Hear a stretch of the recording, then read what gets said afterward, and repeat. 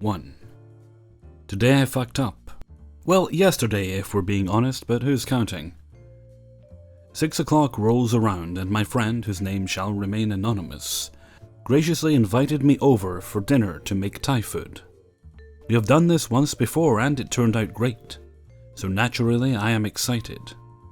I just brought chicken and he brought the rest of the ingredients from a Thai market, which included jalapeno and Anaheim peppers. Let me just say that I am no noob to pain. I had shingles when I was 15 and have gone through shoulder surgery. Fuck both of those things. Now back to our regularly scheduled program. I was of course put in charge of cutting the peppers. I had handled peppers many times before and had no problem with doing it now. Ha! Therefore I proceed to cut all the peppers needed for the recipe. I had touched a few of the seeds, so naturally, I washed and scrubbed my hands thoroughly after I was done. Or so I thought. We cooked all the food, ate dinner, and even went over to my side of the duplex to watch a show. Needless to say, it's been a fucking minute since I have handled those peppers. Now everyone leaves and I decided to put another tally in the spank bank, thinking nothing of it. I proceeded to get ready for bed by taking a shower and then taking out my contacts.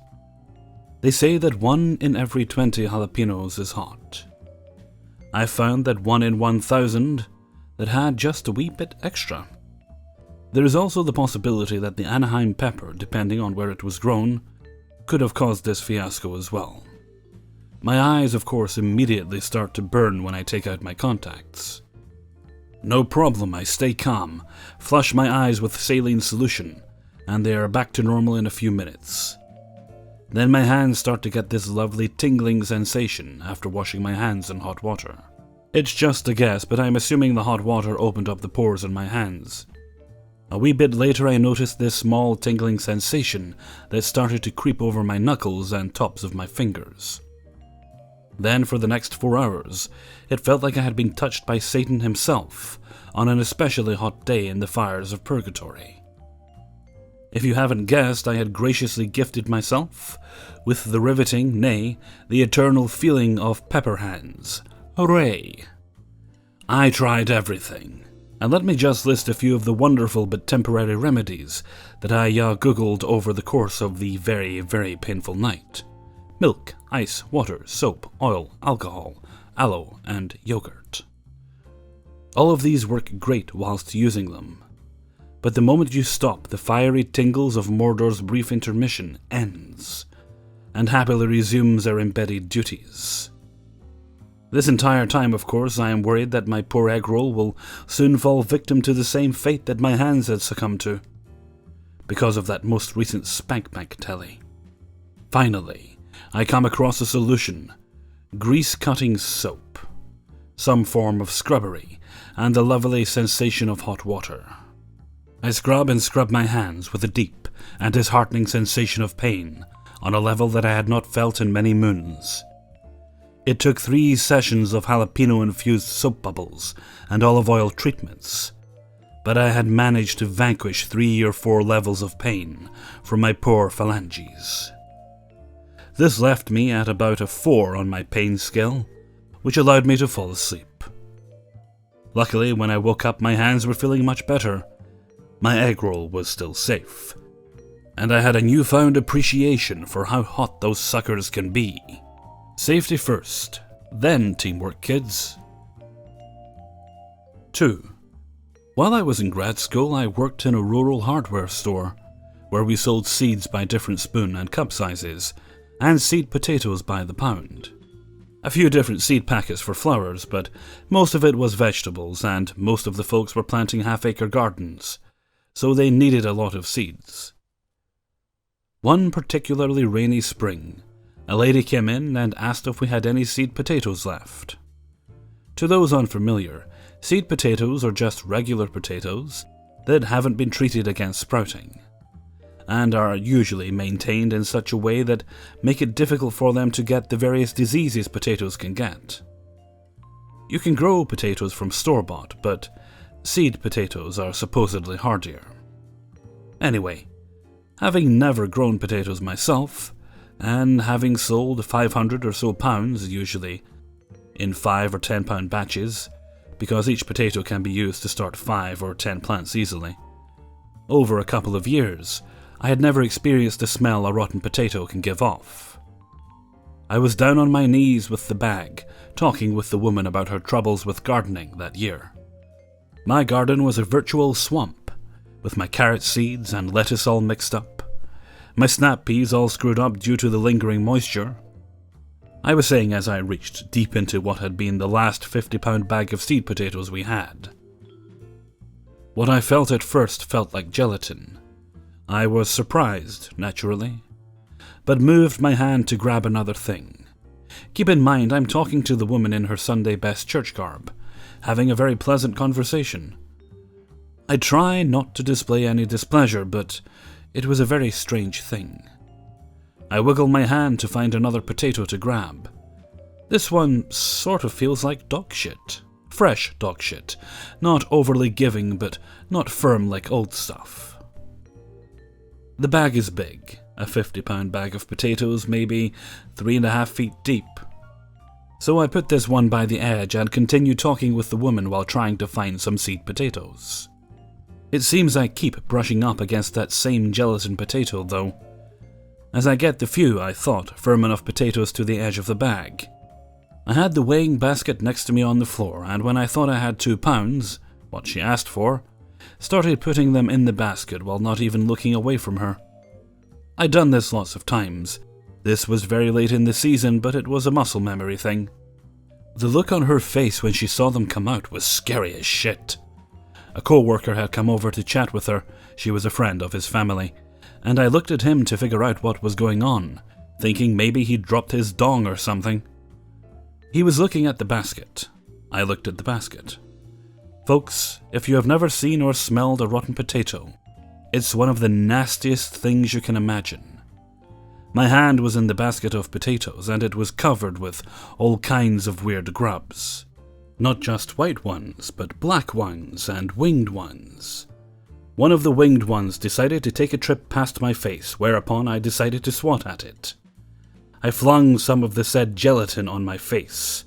I repeat, folks, if you've never smelled a rotten potato, take care not to. Really. I started puking. This is not a new thing with me. I puke whenever I smell something really fucking wretched. My wife often has to clean out the cat litter boxes, which we clean 3 times a week, just so I don't puke when I go to clean them out. For me. But that day, I did it on the lady's black, lacy, full-length dress. I puked so violently that I'm not even sure if it was the output of puke or the ricochet off the floor that got her. She started screaming, and then got a whiff of the stuff and started retching herself. I couldn't even breathe, the smell was so bad. My co-worker also started retching, but he had the presence of mind to puke on the gardening tools behind him. The scene was like someone had introduced a toxic gas. There were a couple of other customers in the store, and they heard the uproar. The lady yelled, there was an obvious spill, things clattered, while my co-worker knocked over a shovel or two, and they came to investigate. Once the whiff got to them, they also started getting sick and evacuated. I really barely made it out of there alive. The lady and my co-worker got away because they were on their feet when it started, and stumbled off. I was on my knees when it started, and then had to basically crawl on a wet linoleum floor without being able to take a breath without retching. I had puke and fucking disgusting potato juice, plus flies and grubs all over me. The smell is awful. Do not trust the potato. And yes, we did have to clean it all up. 3. This happened years ago, but it still pops into my mind every so often, invariably followed by a strong cringe. I, a male, lost my virginity to a female friend with obvious benefits. The deed itself was glorious. After a nervy start and a shaky middle, came the ecstatic and jubilant culmination of my physical endeavor. However, as soon as my semen had set sail, I did something I have never done before after climaxing. I burst into laughter. I could not contain it. It must have been caused by the release of tension, along with the all-round euphoria flowing through my body. It lasted well over a minute and went from pleasant laughter to a slightly delirious cackling. The girl looked at me in an odd way, and I felt mightily embarrassed. I apologized and told her it was probably down to the nerves I had had leaving my body. Anyway, we both enjoyed our newfound activity, and continued doing it many times over the next couple of weeks and months. And every time I reached my peak, I would follow it up with a lengthy, uncontrollable burst of laughter. We both got used to it, and even started joking about it. All good things come to an end, though, and after a while my heart wasn't in it anymore. Our friendship began to dwindle, and I no longer desired her with the same passion as I did at the beginning of our special relationship. I got the feeling she felt the same, but enjoyed the physical side of it too much to stop doing it. I did not have the courage to tell her about my feelings, so whenever she felt like being ravished by the cackling coituseur, I duly obliged. Then one day, halfway through a session, I realized I felt completely uninvolved and disconnected from the whole thing. She, on the other hand, seemed to be on quite the opposite end of the emotional spectrum. In hindsight, I realized she must have sensed my detachment, and in an attempt to get my attention, performed one of her trademark moves which had made me pop my cork each time she'd previously done it. I suddenly switched on again and, for some reason, thought to myself I'd better climax soon or else she may feel offended. I tried mightily hard to fill the latex sock surrounding my throbbing extremity, but to no avail. So in a moment of panic, I produced a cacophony of sounds that I hoped would convince her I had arrived at my destination, and that her efforts had not been in vain. I lay down beside her, pretending to gasp for air. Then it hit me. I have just climaxed. I am supposed to be laughing. So I instantly switch from the pretend gasps to what can only be described as the most awkward chuckle to have ever left a man's mouth. It sounded like a hybrid version of Dr. Hibbert and Peter Griffin. Realizing I wasn't convincing anyone, I foolishly tried to crank up the laughter, as if it completely detached from my own body. I heard the unconvincing chuckle turn into a loud, spasmodic, squawking noise. This carried on for the best part of an incredibly grueling minute, with me becoming more embarrassed by the millisecond. Then, pure silence. An extremely potent awkwardness filled the room. She knew. I knew she knew.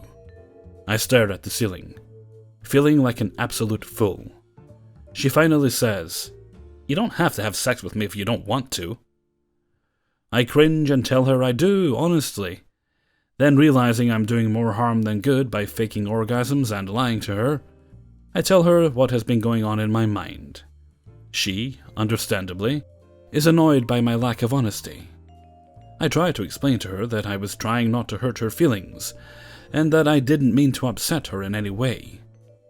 She tells me she feels bad for using me, as she had gathered I wasn't really enjoying myself anymore. We talked for a short while, and I left, embarrassed, guilty, and firmly in the knowledge I had produced the world's worst fake orgasm. We never met up or spoke to each other again, sadly. 4. So I was home alone, just chillin' on the net, when my mom and grandma got home from their weekly grocery shopping trip. I went outside to see if they needed help with carrying in the groceries. They were both in awe of a group of baby quails chilling by our basement door. I looked at them and giggled a little bit. I told my mom to make sure when she goes inside not to let any of them in. She ignored my warning and turned the knob to go inside. Of course, a quail got in. We all got into panic mode and knew we were in for a ride, especially considering this is probably the messiest room you've ever seen. So our next half hour was spent trying to work together to get the quail out. We tried soft-talking to it. We tried imitating chirping sounds. Heck, We even tried luring him out by playing mother quail calls on my grandma's laptop. Nothing worked. Eventually, my grandma handed my mom a flashlight, and she spotted him. I went to get a drink of water, and when I came back, my mom had the quail in her hands. We all let go a sigh of relief, and my mom went to the door. She opened the door to let it out, and my grandma went along. I opened the door a teensy bit to see him off. I couldn't see, so I opened the door a bit more. Next thing I know, 4 to 6 other baby quails charge into the door at full speed, leaving me jumping up and down in the air, terrified, hoping they wouldn't hurt me. I didn't pay attention to the fact that I was jumping on my grandma's laptop that whole time, so I hope it's okay. My mom missed the action, but my grandma and I could have sworn we saw at least 4 to 6 quails get inside. Half an hour later, I go back downstairs to check, and my mom and grandma have caught 4 quails. I personally think that I saw at least 5 come inside, but then again, in the heat of the moment, I could have seen double. We've given up now, and we hope we've caught them all. My grandma and mom have gone out now to resume their shopping, and will continue to look again when they get back. If we find another quail, I'll get back to you guys, but otherwise, it'll forever be a mystery. So if you can't already tell, today I FU'd severely.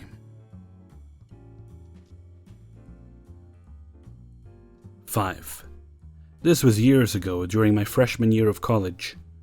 I went to a small school in Southern Illinois University, Edwardsville, and lived in East St. Louis, yes, that shitty place, at the time since I had grown up there.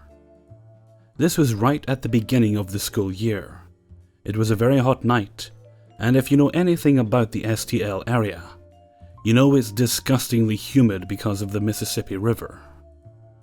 So I'm in the car with my younger cousin, he's 17, and has strangely always been a voice of reason. And we're at a McDonald's on State Street. Just in case anyone reading this is from East St., I want you to be able to picture this. It's a long-ass fucking line in the drive-thru. But fuck it, we're hungry and this is cheap. So we're sitting there and my cousin makes a comment about how they're fighting in the car in front of us. Whatever. That always happens, so I'm ignoring it. And then he puts the girl out. Out steps this white girl in heels and a short, tight skirt. Seeing a white person in East St. Louis immediately sets off the "why the fuck are they here" alarms. She's crying and asking for her phone, and then this guy gets out, throws it on the ground and breaks it, and cussed her out. She's bawling her eyes out, hitting the car. Then he gets out and walks towards her. She immediately gets out. It's pretty obvious she's used to being hit by him.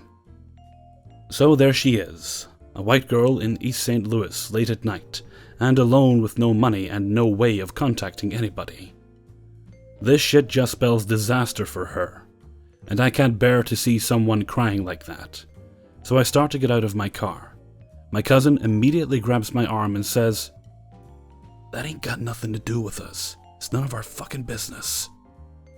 Disgusted and already in hero mode, I ignore him, walk to her, and offer her a ride to wherever she needs to go. My cousin is just shaking his head in the car. She accepts and gets in the backseat of my car. I begin to pull out of the drive-thru line, and she stops me and asks for something to eat because she hasn't eaten all day. She's tugging on all my heartstrings, so I hooked her up with a meal with my last dollar. I figured I'd eat a hot dog when I got home. I asked her where she needed to go. She doesn't say where, but just starts giving directions. Oddly specific directions. Like she knew her way around the city better than I did, and I lived there my whole life. We end up driving down this street, and it's pitch black because there are no streetlights, and foliage has basically reclaimed the neighborhood. There's literally weeds growing out of the pavement. I'm getting more and more nervous as I keep driving, and I ask her if she knows where she's going. "Oh yeah, it's about to be a house behind the grass in a minute, and that's where I need to stop to get my stuff." My cousin says, "What the fuck do you mean get your stuff?" You get one stop and you get out. That's it. This ain't a fucking cab. I felt the same way, but he sounded mean and she was pretty, so I said it was okay. That is where I fucked up. She has taken us to the home of the guy who just kicked her out of his car. She runs up to the front door, left her shoes in my car by the way, and starts beating on the door and yelling for them to let her in. The door opens and you can hear lots of yelling and screaming going on inside. My cousin is urging me to drive away, but I can't leave her there and live with myself. She eventually runs out, like sprints out, and says in a super composed voice, "Drive." I start to drive away and then she says to take her to the east side of Belleville, which is like a nice suburb. I start to drive there and she flips a switch and starts crying, saying she got hit when she went in the house. I talk to her to calm her down, and after she starts bawling, she asks if we smoke. She has these big-ass bags of weed on her from the bag she brought out of the house. They're like the size of a fist. My cousin is livid and going off at this point, yelling at me to kick her out of the car and let's just go home. I'm thinking, if I'm in this deep, might as well finish giving her a ride. We take her to a Super 8 in Belleville, where a friend of hers already has a room. When we get in the parking lot, she thanks us, and even though my cousin was going off on her, she straight up asks, "I don't have no money, but do y'all wanna fuck?" It caught me off guard and I blurted out, "Well, shit, if you're offering." My cousin lost it and started laughing. This calmed him down and he came in too. And it's awesome because her friend is fine too and she wants to fuck too. The thing we didn't notice is that the friend asked about the weed when we came in. Fast forward like 10 minutes and they're both going down on me and my cousin. We hear a car pull up and some guys talking outside. It's the guys from the house we left. She stole their weed. And one of them forgot to lock the door. They came into the room, saw what was happening, turned around and went for the car. Everything in my soul said I was about to get shot, and me and my cousin got up, ran to my car, and peeled the fuck out. So we make it out unscathed and get about halfway back home. We're on a highway headed toward East St., and I fucking ran out of gas. And both our phones were dead. It's, again, pitch black, because this is a stretch of highway known for having deer, so there aren't any streetlights. As we sit there and determine we have to walk about a mile to get to the Metrolink, my cousin just starts laughing and says, "This is the worst fucking night ever, and I ain't going nowhere with you ever again." Hey everyone, Hellfreezer here, and thank you very much for listening to 5 True Embarrassing Stories, episode 49. Thank you very much to everybody who allowed me to use their stories in this video. I don't know about you guys, but I'm looking forward to having nothing to do at the weekend. Apologies to those of you who will be working, I don't mean to rub it in. Well, let's see, it's 20 past 10 at night here.